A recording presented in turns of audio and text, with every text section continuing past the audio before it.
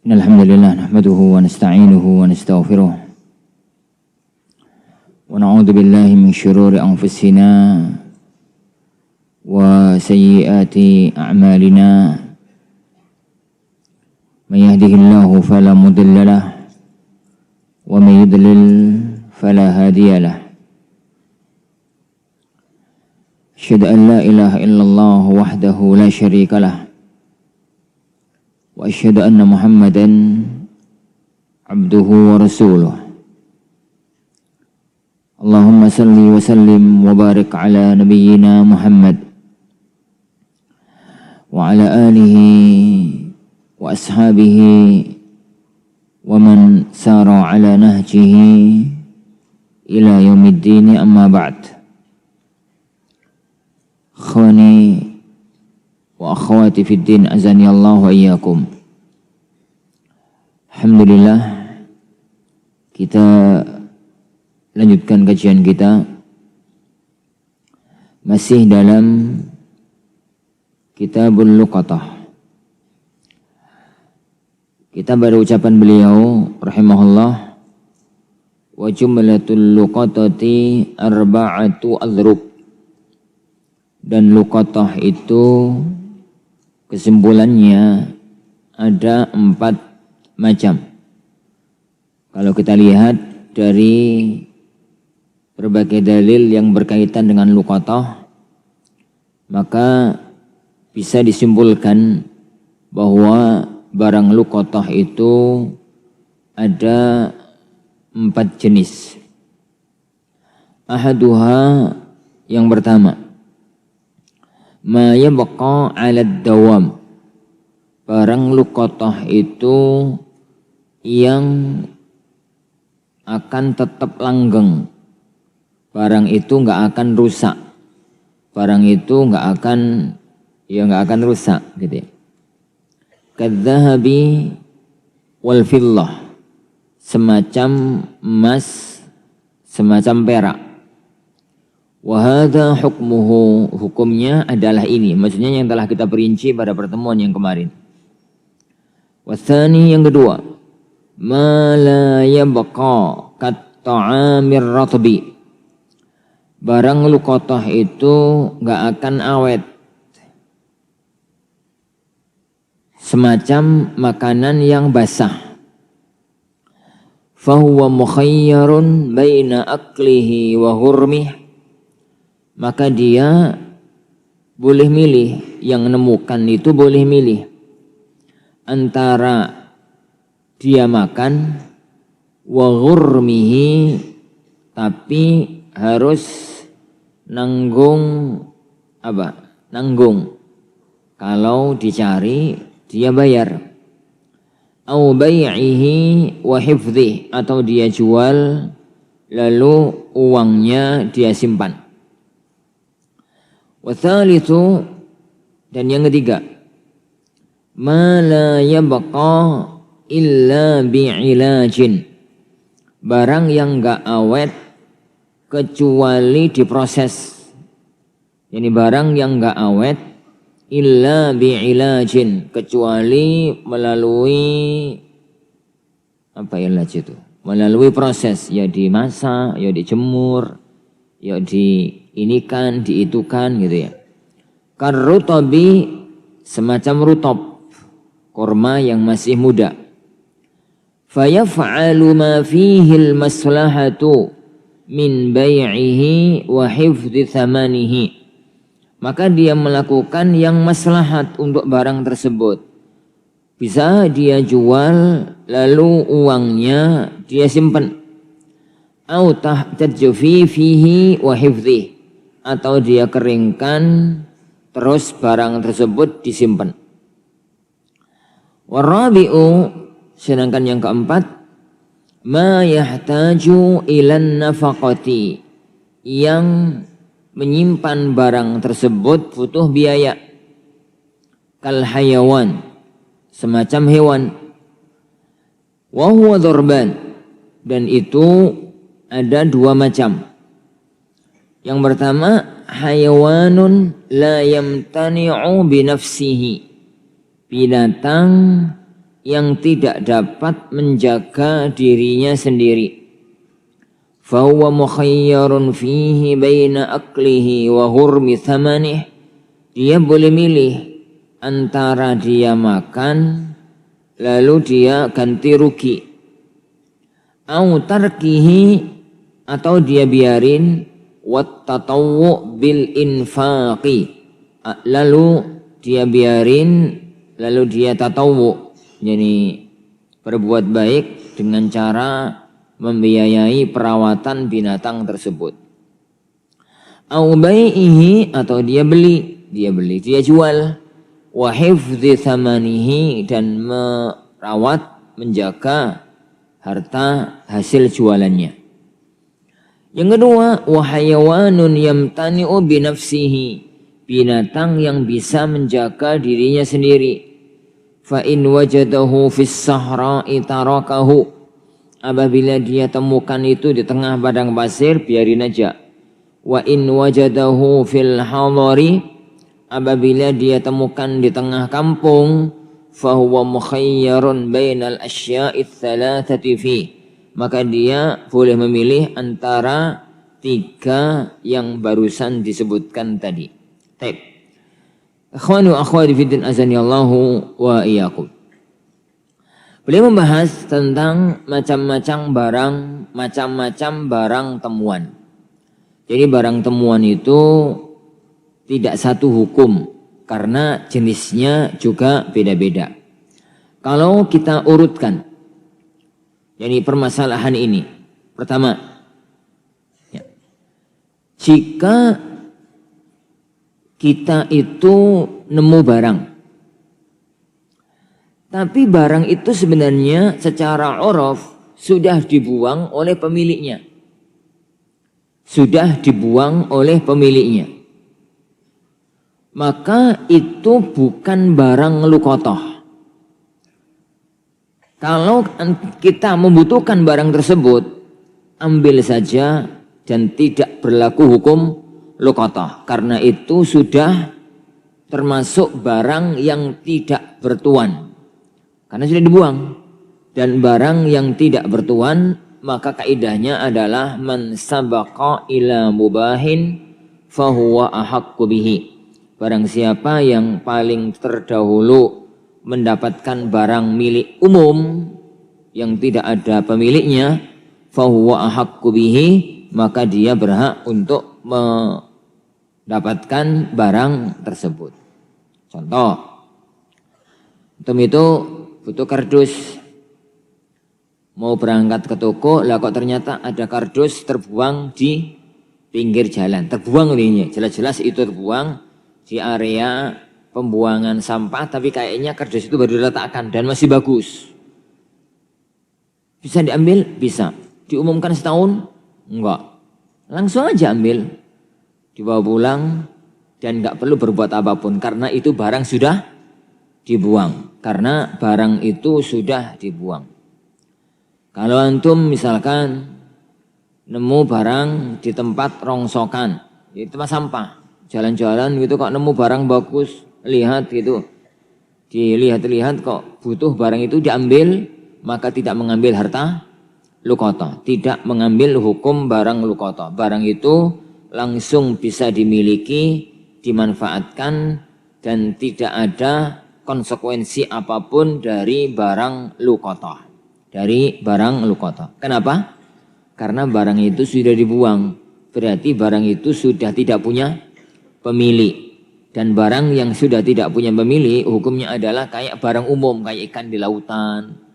Kayak buah-buahan di tengah hutan. Pepohonan di tengah hutan. Rumput di padang rumput yang luas milik bersama. Barang-barang semacam itu. Sebagaimana anak katakan tadi. Kaidahnya adalah man sabaqa ila mubahin fahuwa ahaqqu bihi. Orang yang pertama kali mendapatkan atau yang terdahulu mendapatkan barang yang mubah milik bersama, maka dia berhak untuk mendapatkan barang tersebut. Itu yang pertama. Karena ini bukan hukum luqatah, maka tidak boleh sebutkan.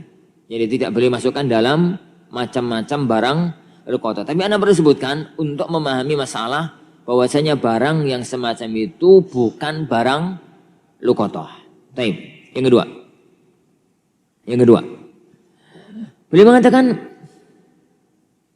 barang yang itu pasti bukan dibuang. Barang itu pasti pemiliknya kehilangan. Sedangkan barang tersebut kalau disimpan dalam waktu yang lama awet. Kalau disimpan dalam waktu yang lama awet. Gambarnya ya akhwan, nemu dompet. Dompet itu isinya uang. Dicari-cari KTP, macam-macamnya nggak ada. Jadi mungkin orang itu memiliki 2 dompet. Dompet yang satu berisi KTP dan macam-macam, kartu ATM dan macam-macam. Yang satu isinya duit tok, misalkan. Sedangkan yang kita temukan itu adalah yang isinya duit aja. Dompet itu ya akhwan, kalau diambil, disimpan gitu, awet apa enggak? Ya awet ya akhwan. Simpan sampai 10 tahun juga awet. Dompet isi ini disimpan bertahun-tahun juga tetap awet. Itu namanya barang yang yabqa alat dawam, awet.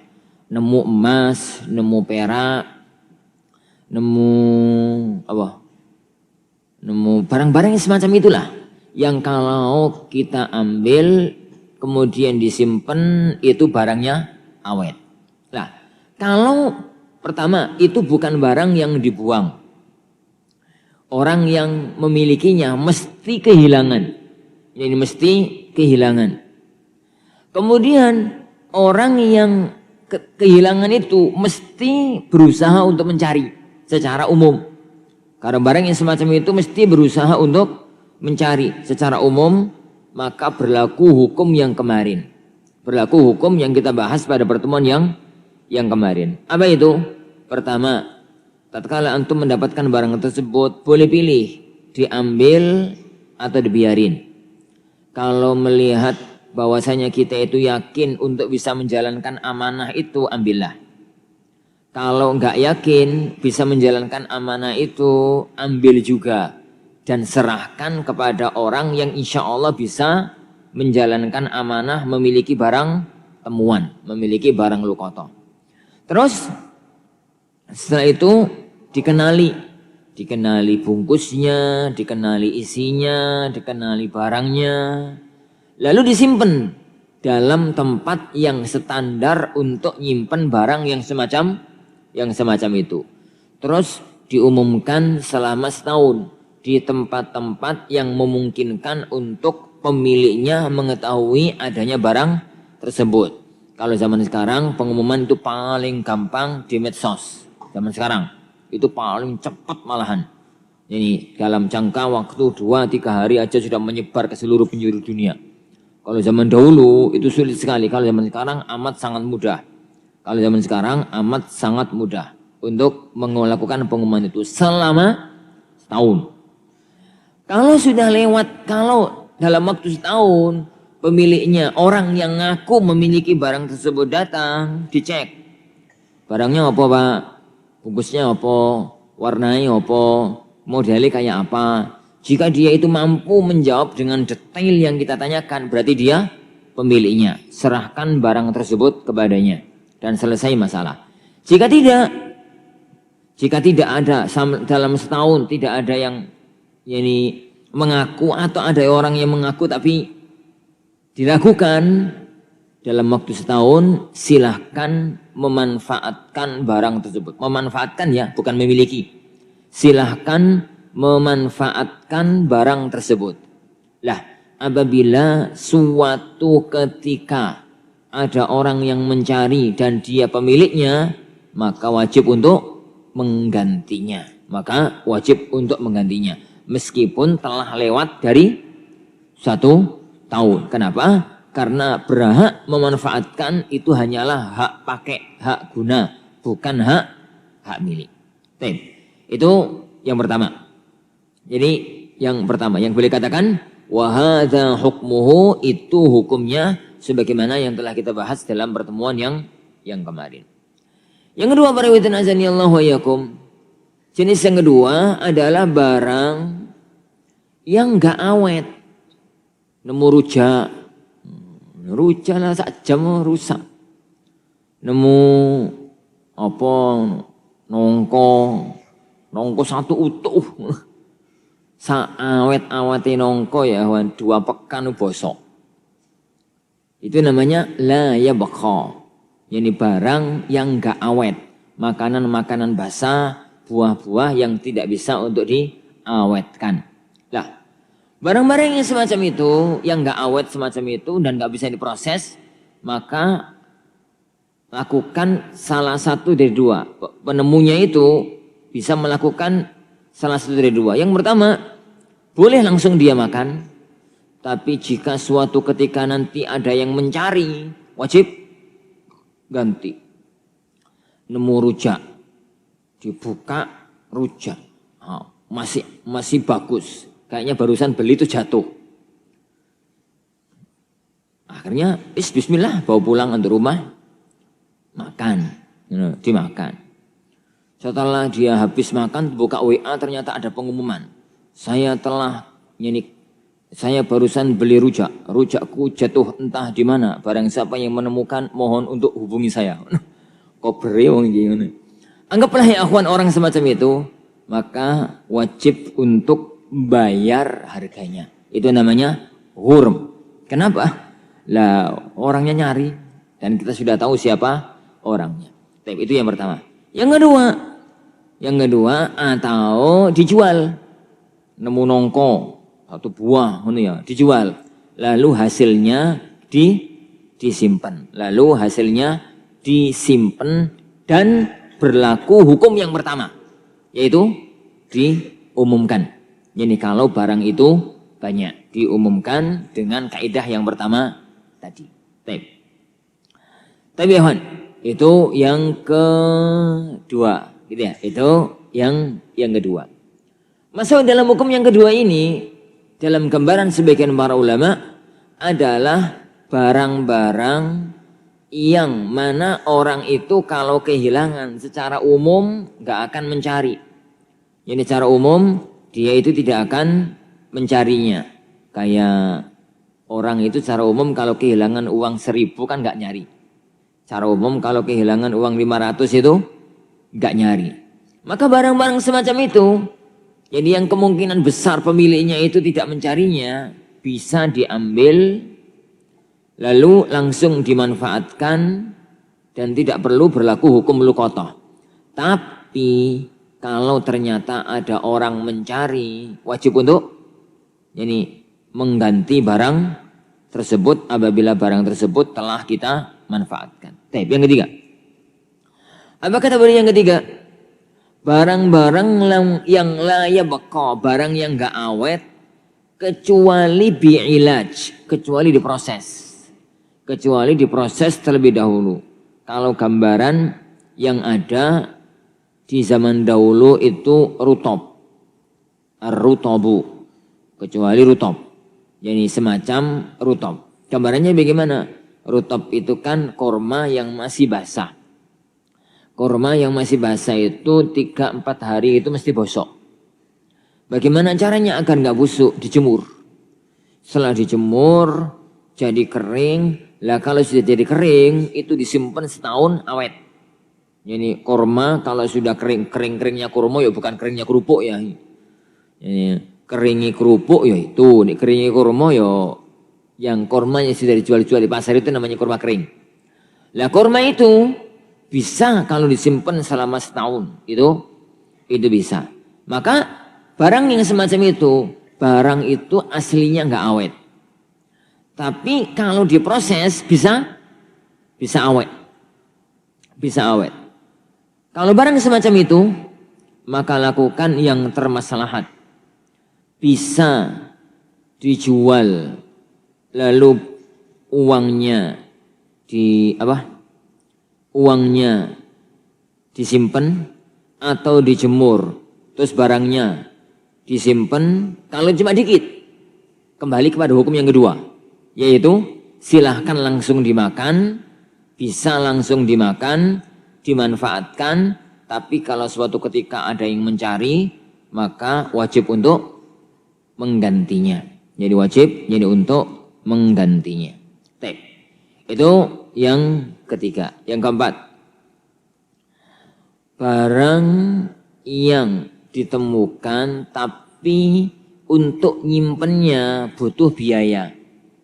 Untuk nyimpennya butuh biaya. Apa contohnya? Ya hewan. Karena hewan itu butuh makan, butuh minum, butuh perawatan, butuh biaya dan macam-macamnya. Nah, orang ya ikhwan kalau nemu binatang, binatang itu ada dua jenis. Ada binatang yang tidak bisa berdiri sendiri. Ada binatang yang tidak bisa untuk menjaga dirinya sendiri. Nek ketemu serigala gitu ya dicaplok sama serigala.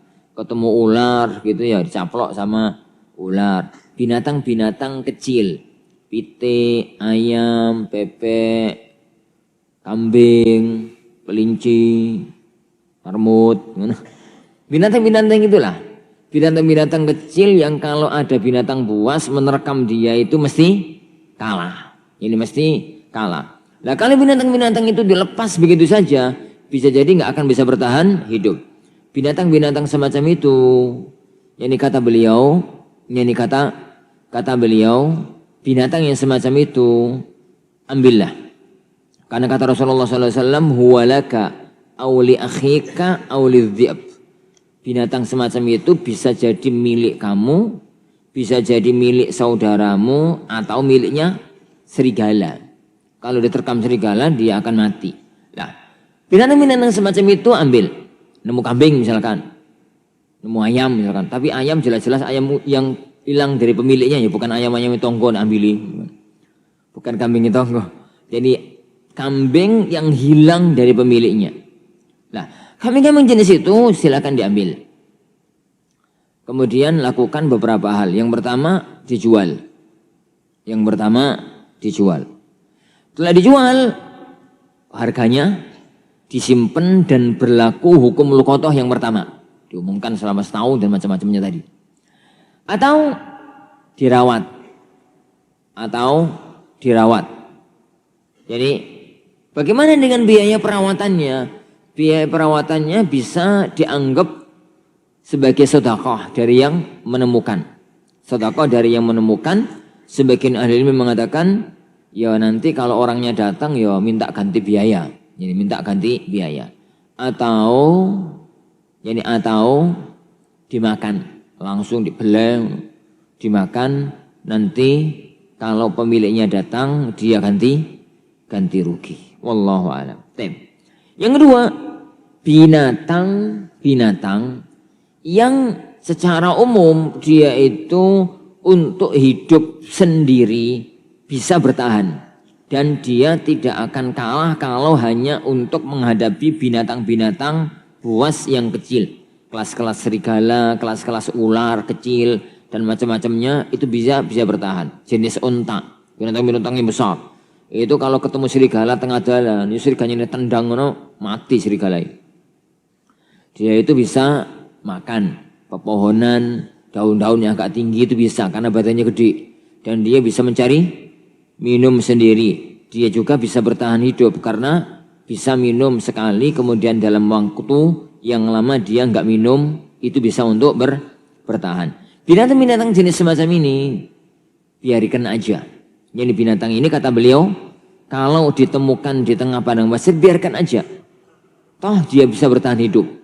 Kalau nanti yang pemiliknya ketemu sama dia bisa diambil, kalau tidak nanti dia bisa bertahan hidup sampai ditemukan oleh pemiliknya, hatta yajiduha rabbuha, sampai ditemukan oleh pemiliknya.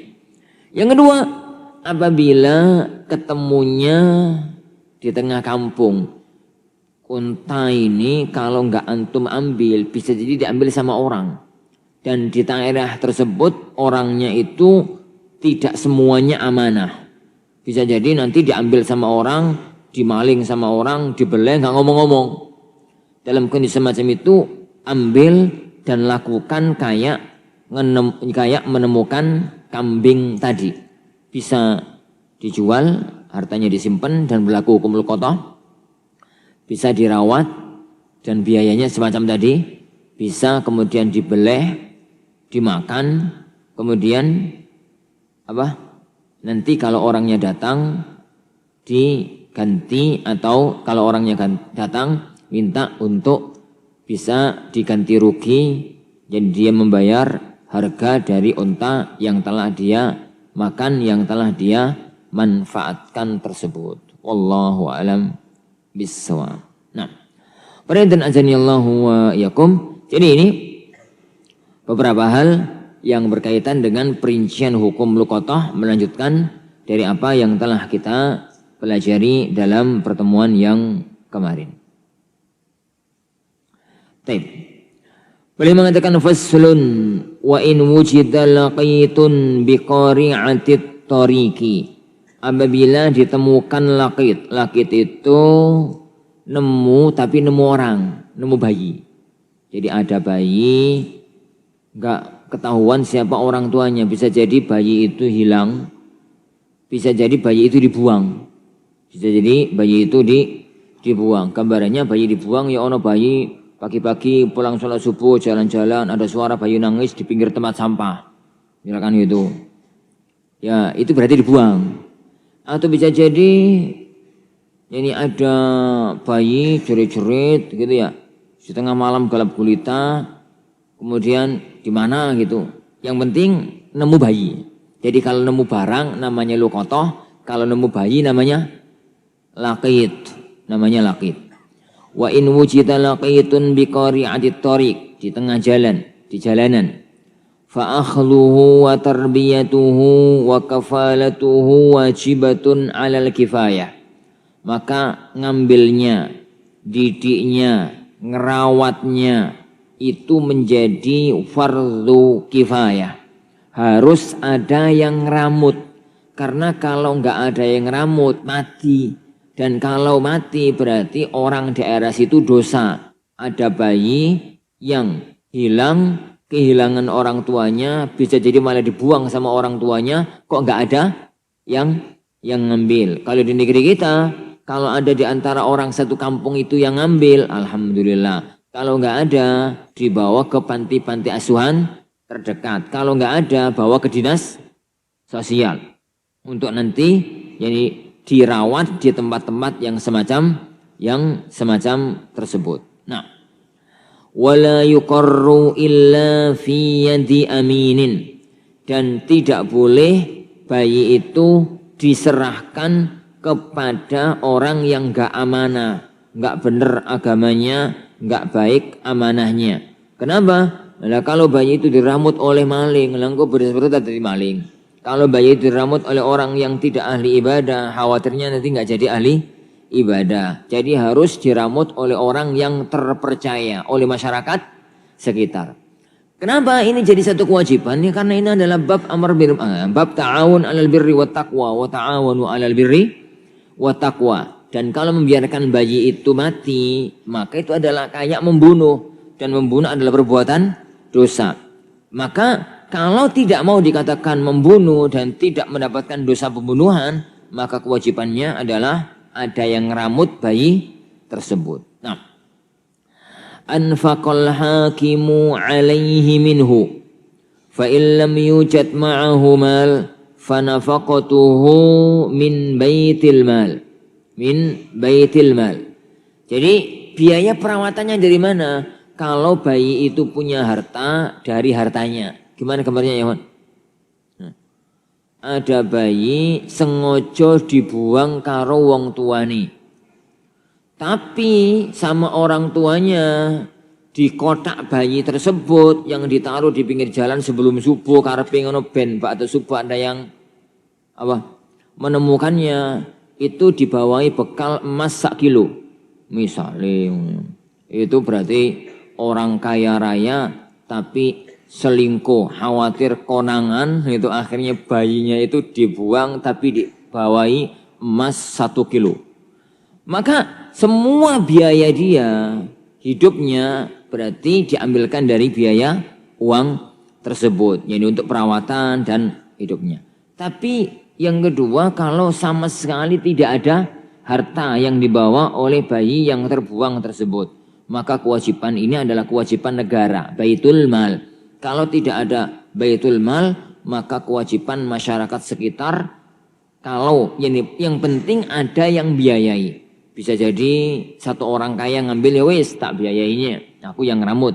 Bisa jadi diserahkan ke panti asuhan, akhirnya panti asuhan yang biayai. Bisa jadi diserahkan ke dinas sosial, nanti dinas sosial yang membiayai. Yang penting yang semacam itu wajib untuk ada yang ngeramut bayi tersebut. Wallahu a'lam bissawab. Nah, Waridan azani Allahu yakum. Jadi ini yang berkaitan dengan bab atau kajian kita pada pertemuan kita kali ini biidzni rabbina tabaraka wa ta'ala. Insyaallah kita lanjutkan pertemuan yang akan datang pada masalah al-wadiyah. Nah.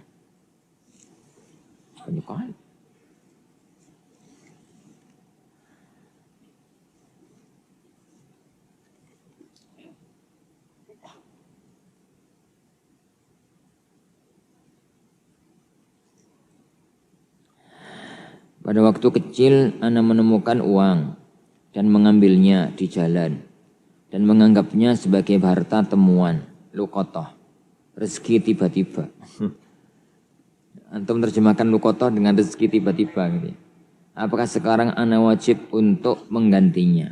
Kembali kepada uang itu berapa? Nah, uang itu 1.000, 100, 500, 2.000 gitu.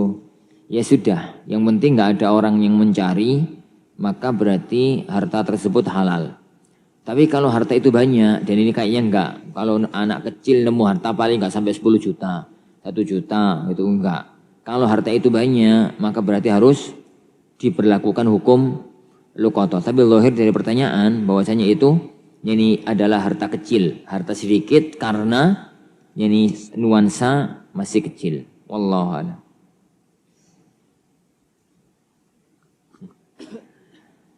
Kapan terakhir kali seorang itu boleh menyuap suapan terakhir ketika sahur sebelum azan? Afwan, keluar dari materi. Ya akhil aziz, barakallahu fikum.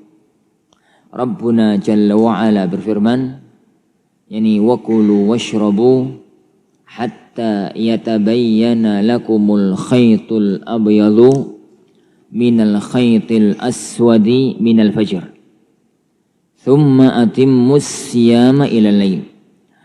Makan, minum,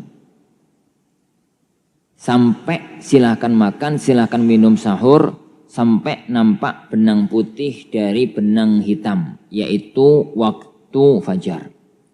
Jadi sahur itu batasannya terakhir kalau sudah fajar terbit, dalam arti ditandai dengan adzan subuh karena kita tidak mengerti waktu fajar terbit persis, maka sudah tidak boleh sahur. Hatta itu lil ghayah, untuk menunjukkan batas akhir, untuk menunjukkan batas akhir. Lah, oleh karena itu para ulama kita mengatakan dalam madhab jumhur para ulama, kalau ada orang yang sahur kemudian tangan megang makanan, mau dimasukkan ke mulut, kok dengar adzan dan dia yakin adzannya itu adalah adzan yang benar, maka harus ditaruh. Kalau sudah di mulut, sudah kandung dikunyah, maka dikeluarkan, nggak boleh ditelan.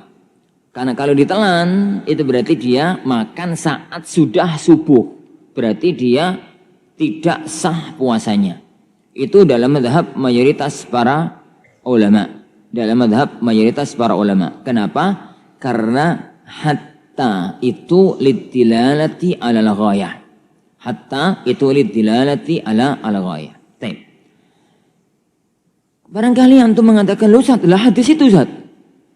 Hadis yang mengatakan bahwasanya apabila kalian itu megang piring, kemudian terdengar suara azan, maka janganlah taruh piring itu sampai kamu selesaikan piring tersebut, dihabiskan. Pertama ya akhwan, hadis itu jumhur ahli hadis menyatakan dhaif. Hadis itu mayoritas ahli hadis menyatakan hadis itu dhaif. Bahkan seingat ana sebagian ahli ilmu mengatakan hadis itu mungkar. Meskipun anak akui sebagian para ulama mengatakan hadis itu hasan. Dan di antara mereka Syekhul Albani rahimahullahu ta'ala. Hanya mayoritas ahli hadis menyatakan hadis itu dhaif. Dengan anggapan bahwasanya hadis itu dhaif mengikuti madhab mayoritas ahli hadis, selesai masalah. Hadis itu nggak bisa dipakai, maka berlaku kaidah umum ayat. Hatta yatabayyana lakumul khaytul abyadu minal khaytil aswadi minal fajr. Dan itu madhab jumhur. Taib. Dengan anggapan bahwasanya hadis itu sahih. Dan itu madhab sullatun qalilatun min ahli ilm. Sebagian kecil di antara para ulama hadis yang menyatakan hadis itu sahih. Dengan anggapan bahwasanya hadis itu sahih, maka harus digabungkan dengan dalil-dalil lain. Yaitu secara umum hukum asal sing jenenge sahur itu berhenti sebelum azan. Sebelum subuh itu berhenti. Nah, jika sesekali kondisi darurat kok kemudian kerinan, terlambat, maka hadis itu bisa diberlakukan sesekali kondisi darurat. Itu pun kalau hadis itu sahih. Padahal anak katakan tadi ya Wan, mayoritas ahli hadis mengatakan hadis itu dhaif. Adapun kalau hadis itu diberlakukan bendino, setiap saat, sengojo, model sahur semacam itu, datangkan kepadaku setengah ulama yang mengatakan itu. Anak tidak butuh satu alim, setengah aja. Kalau ada. Ini, datangkan kepada anak fatwa satu orang alim yang mengatakan bahwa sengojo bablas subuh itu boleh. Jadi ya ikhwan, takhirus sahur itu bagaimana? Takhir sahur itu gambarannya begini. Untuk makan, minum, ngemil jajan, itu butuh waktu berapa menit? Butuh waktu misalkan 15 menit kalau di rumah. Di rumah kan nggak pakai antri, nggak pakai ngumpulkan teman-teman, nggak pakai opo. 15 menit cukup kalau di rumah. Bisa jadi 10 menit malah cukup. 15 menit lah kalau di rumah. Kalau antum di pesantren ya Ahwan, butuh ngumpulkan 4 orang, butuh antri, butuh ini, itu butuh waktu setengah jam.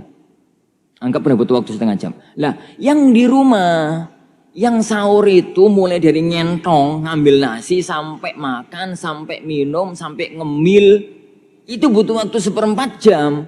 Maka seandainya subuh, saya kira subuh jam berapa? Jam 3 lebih 45. Anggaplah lebih 45. Berarti jam 3 lebih 30 mulai makan. Dengan harapan tepat selesai makan, selesai minum, selesai ngemil jajan, sudah selesai azan. Itu namanya takhir as-sahur. Kalau antum yang memang waktu dibutuhkan itu adalah setengah jam, berarti jam 3 lebih 1/4 mulai siap-siap makan. Begitu ya, agar nanti tepat selesai makan langsung azan. Itu namanya takhirus sahur yang disunnahkan oleh Rasulullah SAW. Adapun ngerti nikmat subuh itu jam 4 kurang 1/4. Lah ngono lho, jam 4 kurang 20 isek noto sego. Isek noto nasi. Kemudian ditumpuk-tumpuk, akhirnya disiap-siapin baru mulai mangan. Dapat 1 suap 2 suap azan, teruskan. Itu fatwa sopo. Itu madhab fikihnya siapa? Apalagi kalau model itu tiap hari. Anak khawatir ya akhwan, puasanya itu nggak sah. Ya mudah-mudahan selama ini dapat pahala karena nggak tahu. Tapi tidak ada gaya fatwa fikih dengan model semacam itu tuh nggak ada ya akhwan. Fikih puasa itu wadih. Fikih puasa itu jelas. Bahwasanya azan itu akhir, sebelum azan itu adalah akhir makan. Makanya dalam madhab jumhur para ulama, kalau sekadung mangan, terus nasi sudah di dalam mulut, kok Allahu Akbar yang dalam mulut itu keluarkan. Kenapa? Karena kalau ditelan berarti makan saat sudah subuh. Dan itu membatalkan puasa. Dan itu membatalkan puasa. Itu salah satu di antara masalah tentang tasawur fikih yang tepat. Ini tasawur, gambaran memahami fikih yang tepat. Sehingga menjadi sesuatu yang kacau balau. Kalau kemudian jadi ngerti kalau memang subuh itu kurang 5 menit saiki sik nonton sego. Kemudian baru makan sesuap 2 suap dengan nanti teruskan sampai warak ngono ya. Itu lu fikih siapa? Ini itu tuh fikih gaya siapa? Dengan gaya berpikir yang semacam itu. Itu pun ya ikhwan, boleh kalau darurat sesekali, itu pun nih hadisi sahih. Padahal mayoritas ahli hadis mengatakan hadis itu dhaif. Wallahu a'lam bishawab. Nah,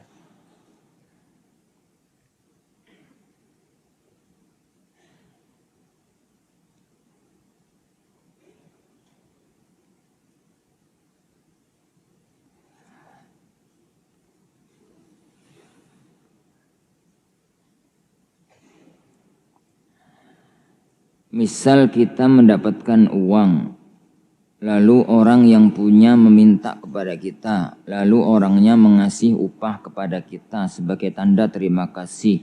Boleh diterima atau tidak? Boleh, karena itu adalah kebaikan dari dia. Dan itu adalah sebaiknya yang ditemukan barangnya itu ngasih sesuatu.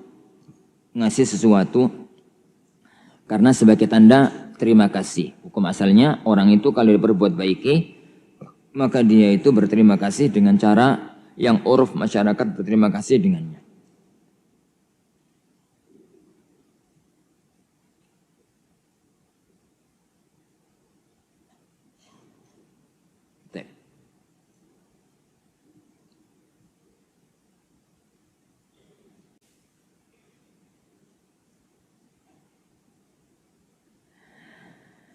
Apabila luqatahnya berupa harta yang bisa berkembang, seperti hewan ternak.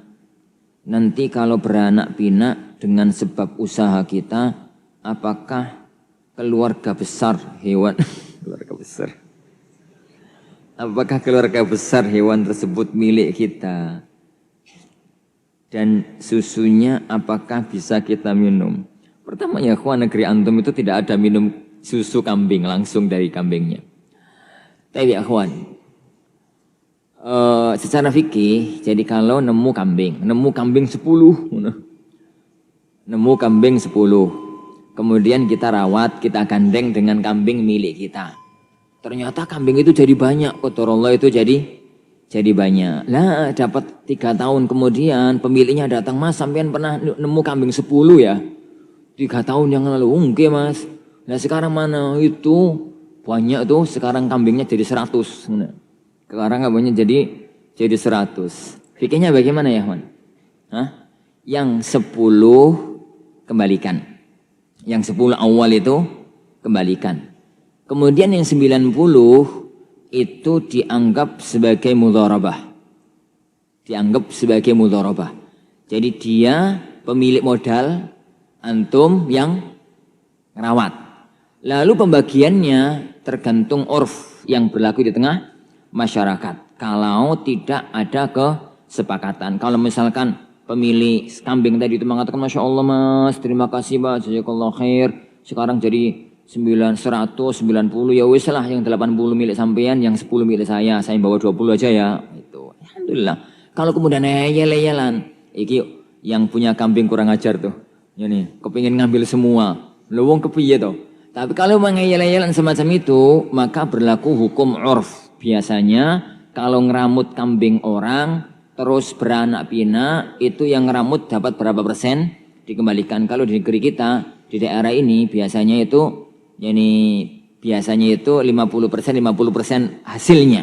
Bukan binatang pokoknya tersebut. Wallahu a'lam bissawab. Insyaallah subhanahu wa ta'ala para ikhwah, yang kita pelajari insyaallah kita lanjutkan pada waktu yang akan datang bi'idzni rabbina tabaraka wa ta'ala.